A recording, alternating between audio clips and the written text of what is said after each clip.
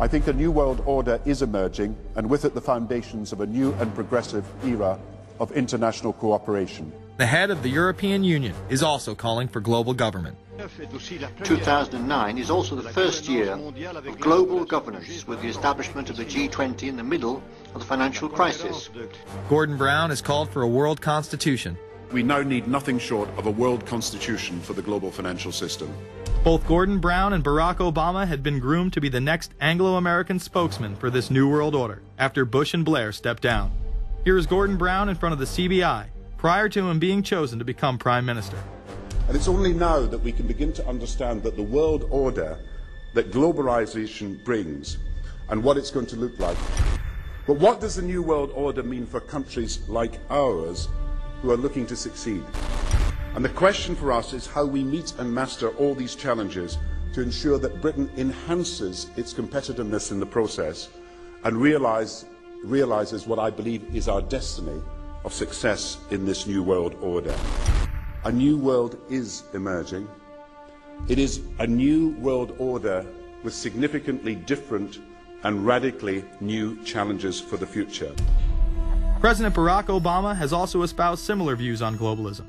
Here he is in Berlin, Germany, in July of 2008, in what media have dubbed his New World Order speech. Well, there have been extraordinary scenes in Berlin tonight as thousands of people gathered to hear Barack Obama deliver key foreign policy speech on his current European tour.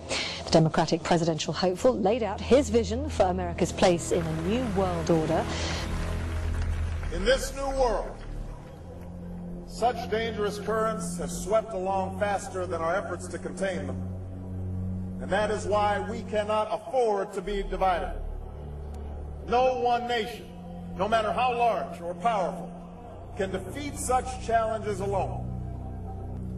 But the burdens of global citizenship continue to bind us together. In this new century, Americans and Europeans alike will be required to do more, not less.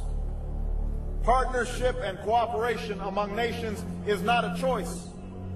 It is the only way, the one way, to protect our common security and advance our common humanity. That is why America cannot turn inward. That is why Europe cannot turn inward. America has no better partner than Europe. Now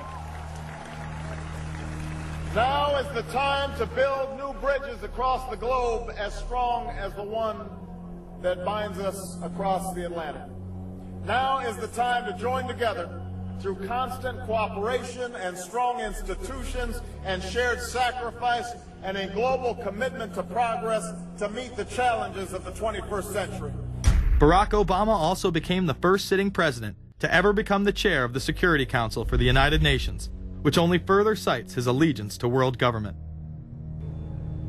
In an era when our destiny is shared, power is no longer a zero-sum game. No one nation can or should try to dominate another nation. No world order that elevates one nation or group of people over another will succeed. No balance of power among nations will hold. The traditional divisions between nations of the South and the North make no sense in an interconnected world. I think his task will be to develop an overall strategy for America in this period when really a new world order can be created. It's a great opportunity.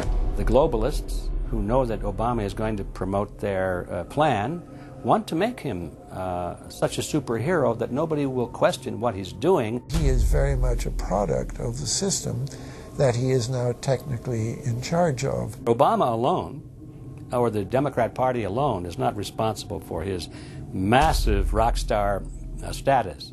It's been done by the media. This establishes that Obama is an unapologetic globalist who holds no one nation above another, despite its policies. Perhaps we should move towards a society more like China if that's the case. After all, on the 60th anniversary of the communist Mao regime takeover, the Empire State Building, once a proud symbol of the United States, was lit in the colors of the Communist Party halfway across the world. In fact, following the United Nations Copenhagen Conference in December of 2009, the Washington Post ran the headline, Copenhagen climate deal shows New World Order may be led by U.S., China. The Copenhagen Conference was disguised as a summit that would save the planet from man-made global warming by cutting carbon emissions. When taking a look at the almost 200-page document that was being proposed, it becomes evident that this was yet another attempt to establish global government and set up a global tax.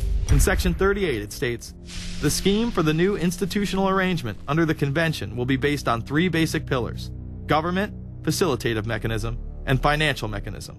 In Section 47, subsection F, it discusses cap-and-trade schemes and carbon taxes and the use of new and existing flexible carbon market mechanisms. These cap-and-trade schemes were just that, a scheme to further transfer the wealth from the poor to the ultra-rich.